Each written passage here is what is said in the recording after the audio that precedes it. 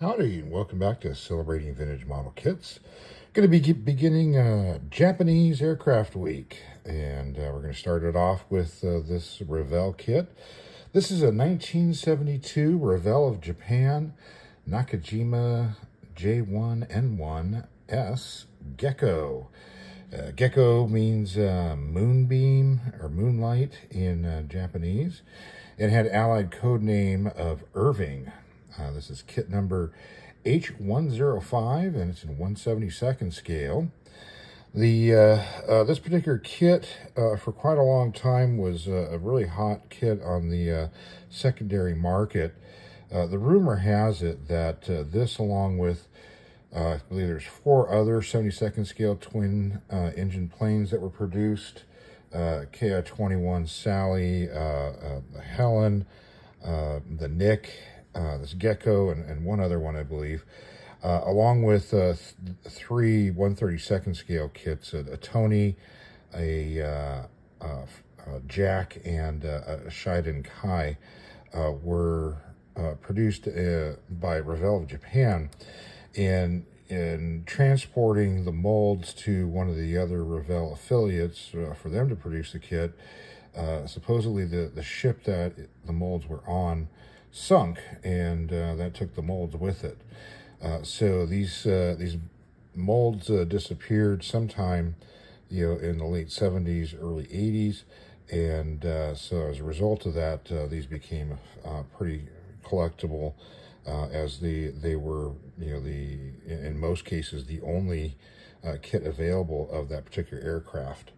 Since then, in the 90s, 2000s, some of the other makers have then come out with updated kits, so the prices kind of dropped on it, but they're still highly collectible. So this one here is one of that series, and we'll take a look at it. So for those of you who aren't familiar with the J1N1 Gecko, it was a design that was started out in mid-1938, the Imperial Japanese Navy, and flying over China and the Sino-Japanese War, needed an escort fighter for their G3M bombers. The A5M fighter that they had at the time, the Claude, was just did not have long enough legs to escort the Nell, so they were looking for something that could escort the G3Ms. The Zero was under development at the time, and would ultimately prove to be the plane that solved that problem. But at the time, what was pretty popular for long-range escorts were twin-engine aircraft. You think of like the Messerschmitt Bf-110, which had entered service with the Luftwaffe. So that was kind of the direction that most air forces were going, were these little bit larger twin-engine aircraft to do that escort. So the Japanese, were looking to develop something like that as well. So on March 39. The actual project was initiated by Nakajima as the 13 The first prototype was completed in March of 41, and first flight was in May of 1941. Initially, it was powered by a couple of Sake 21 and 22 14-cylinder engines with 1130 horsepower. The difference between the 21 and the 22 was those were handed engines, so left and right turning engine. They were geared engines as well, and ultimately they scrapped the handed engines and the gearing later on in the actual production. So initially it was supposed to be crewed by 3 crewmen, and had a Type 99 20mm cannon in the nose, and additionally 6 7.7 Type 97 machine guns. 2 of them also firing forward, but there were 2 in these kind of superimposed power turrets that were in the rear fuselage. Those did not work out very well at all, as many of the early remote-controlled turrets just, were not successful. You really didn't see remote-controlled turrets being successful until you got to the B-29 Super Fortress. And so the plane, as it was finalized and tested, turned out to be overweight, not very maneuverable. And the Japanese Navy, at this time, the Zero was coming online and was proven to be, a phenomenal airplane. So they decided that the Gecko or the J1N1 would better be served as a reconnaissance platform. So the production shifted to that as the J1N1-C Type 2 reconnaissance plane. All armament was removed except for a 13 millimeter Type 2 machine gun in the rear cockpit for defense. And they produced 54 of these from April 42 to March of 43. The designation was later revised to J1N1-R to reflect the reconnaissance role. In early 43, the commander of the 251st Kokutai on Revell thought it might be a cool idea to install a couple of 20 millimeter cannons at a 30 degree oblique angle on the top of the aircraft to fire upwards to deal with some of the night bombing that was occurring on Revell by B-17s and B-24s at the time. It was successful in that the first aircraft shot down was a pair of B-17s on the 21st of May, 1943. And it actually took the Army Air Force a while to figure out what was happening to their aircraft, because they didn't think the Japanese had the ability to be able to develop night fighters, certainly not radar. So some of their planes were just going missing. They thought they were lost by flak. So it took them a while to realize, hey, there's Japanese that got night fighters now. So because of the success of that experiment on Revell, the Japanese Navy decided that they were going to produce this aircraft specifically as a night fighter. So they placed a new order for the version, which is now dubbed J1N1-S. And it was called the Model 11, and that was when it would actually receive the name Gecko, reflecting the night fighter mission on it. Crew was reduced to two.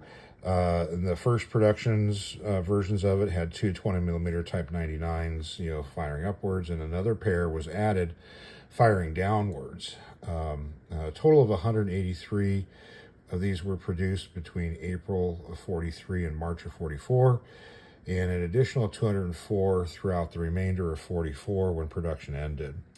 Some of these were equipped with ASV radar. Some also had a searchlight added into the nose. And later production ones got rid of the ventral 20 millimeters because they weren't being very effective.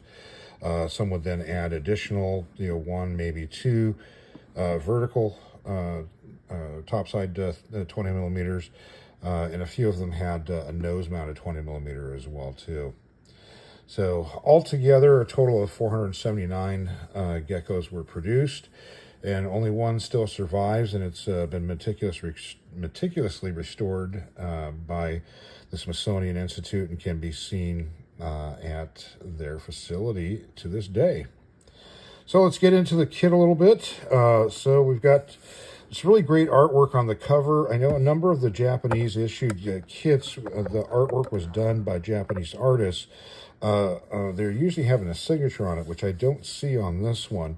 And the style of this definitely has kind of a Lenwood look to it, with the action here, the plane going off of the cover, and then you've got the head-on view of a follow-up aircraft that looks like Lenwood, but my inclination is that since so much more of the stuff coming out of Japan was done by Japanese artists, that may be the case. So if anybody out there knows for sure on this, I know we've got a number of Japanese viewers who've got a lot of information. Please let us know in the comment section. So we've got across the bottom, ready to assemble model of the World War II Japanese night fighter, fuselage and wingspan and centimeters for the size of the kit. Got a Revell 172 series on here. This is a slick that's been glued onto a hard box. We've got on the side here all this information, I'm assuming probably about history of the Gecko, all in Japanese. 1972, made in Japan, printed in Japan. Opposite side, We've got other kits that were available. I'm not sure what this represents over here. Maybe kit numbers, or maybe paints that were needed. We've got this here for safety toy. I don't know if that's a Japanese market thing showing, that this is a safe kit, or if that's a manufacturer's name. On the end, we've got the kit number of H105. Got 450 here. I don't know if that's possibly a US price, or if that's 450 yen. Again, some of our Japanese viewers may be able to help us with that. And then on this side, we've got similar information, but without the 450. And box is plain on the bottom. Let's take a look inside. Here you can see the lithograph slick being wrapped around and glued. Different from US boxes, this is a white colored box inside. The bottom is a glued hard box. And here we have our instruction sheet.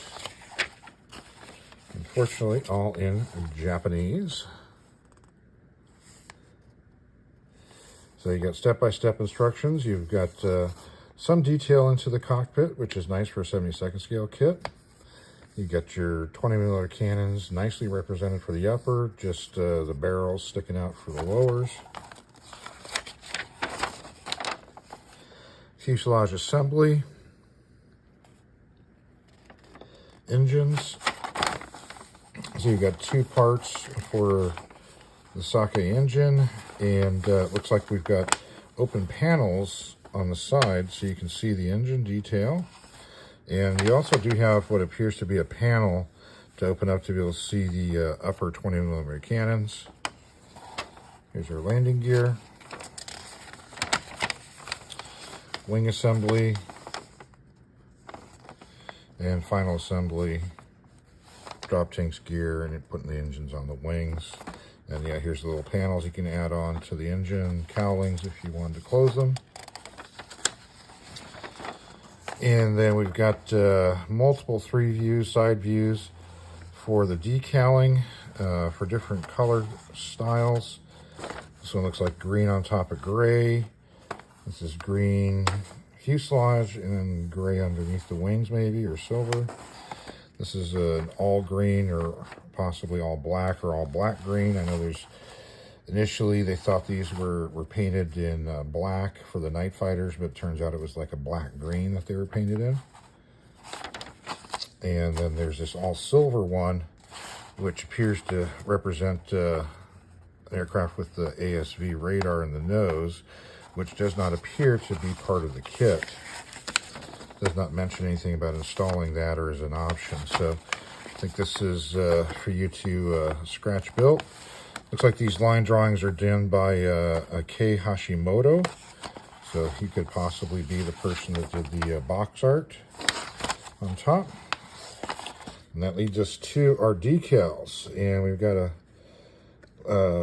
very limited, but in another way very extensive decal sheet, in that markings on this aircraft are extremely simple with just the Japanese markings with the red circles. And then we've got choices to produce 8 different aircraft. And let's see, we've got 8 different specific serial numbered aircraft on here. And did a little bit of checking to see what these represent. So most of the time that first number is the Kokutai number, and so in this case the first one will be 141st Kokutai. Then you've got the 351st Kokutai is represented by that 51. The 21 is for let's see, 173. Oh, that's for the 321st. The 210's the 210 Kokutai. That 3D, or possibly that's a Japanese character for an X. That's for the 302nd. Then we got the 322, the 153, and the 251. So you got quite a lot of choices of different aircraft, which is then what is then represented, I believe, by all these different layouts here. Tried to find photographs of any one of these, but was not. There's not a lot of photographic evidence, out there, or photographs available online, at least, of the Gecko. It was a very limited produced aircraft, so there's not a lot out there. But you can build one of 8 different aircraft. So that's that, and let's take a look at the kit itself. This kit somehow has 2 sprues for fuselage, which I don't believe is how it was probably issued, but somehow this kit has ended up with 2 sprues for the fuselage. And what's really neat about these kits is the quality of them. This is all recessed panel lining and rivet detail. So for 1972, that is pretty impressive. And we got some very impressive looking fabric covering, maybe a little too sunk, but I mean, just fine texture on that. So you can kind of get a view of that in here, but really well done. From what I've read online from people who have assembled this kit, it goes together pretty well. It does have the rear, the tail wheel doors in a fixed open position. And as you can see, there's no detail on the sidewalls of the cockpit. Got our horizontal stabilizer here, which is very nicely done. Then we have our gear parts and our engine. Flip this over. Engine detail's a little soft,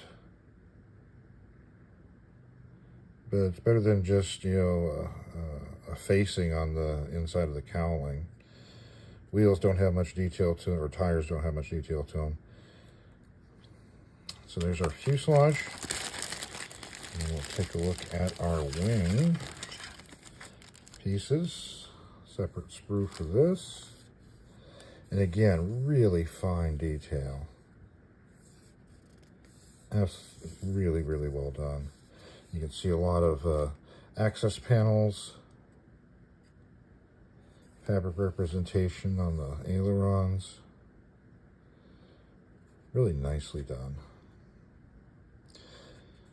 Open area for the main gear. There's no inside detail for that.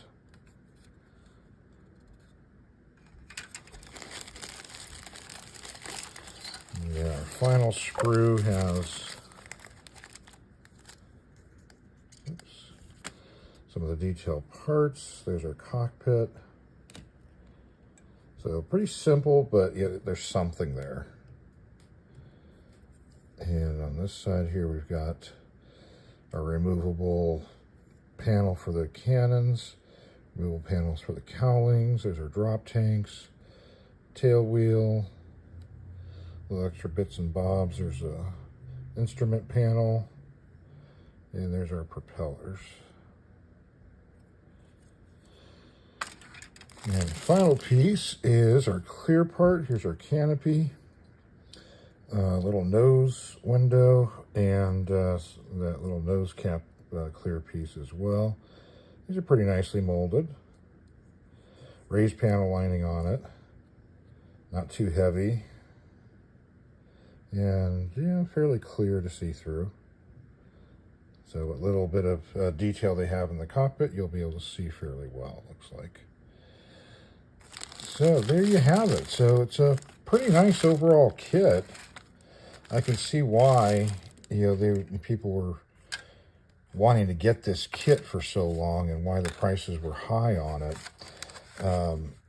There really wasn't much else out there, to produce a Gecko. It wasn't until, as I mentioned before, Fujimi in 72, or in 94, I'm sorry, produced a 72nd scale kit, which is considered to be, really nicely done.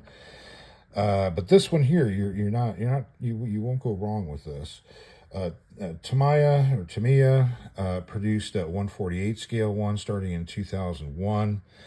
There was also another Japanese-made one in 171 scale by a company initially called Midori.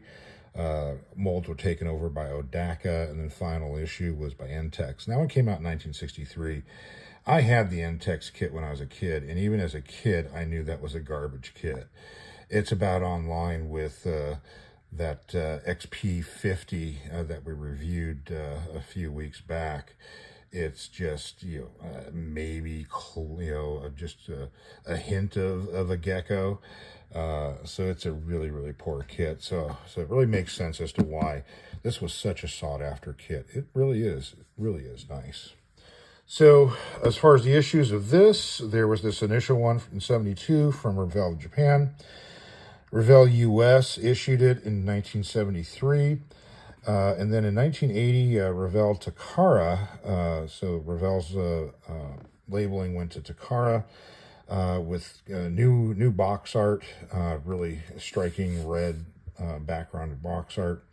That was 1980. And there was also a Revell key color, which is Brazil, with that same new box art, also in 1980. So my guess is that the ship was lost shortly after that, when maybe these molds were being transferred, to Revell Great Britain or Revell Germany or somebody else, Revell Lodella, and those molds got lost at that time.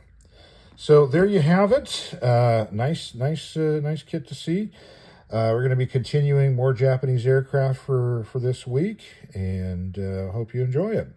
Well, thanks for watching. If you've built one of these, definitely tell us about it in the comment section. If you've got any pictures of one sitting on your shelf, absolutely send it in so we can include it in our next viewer build video. Well, thanks for watching, and have yourself a great rest of your day.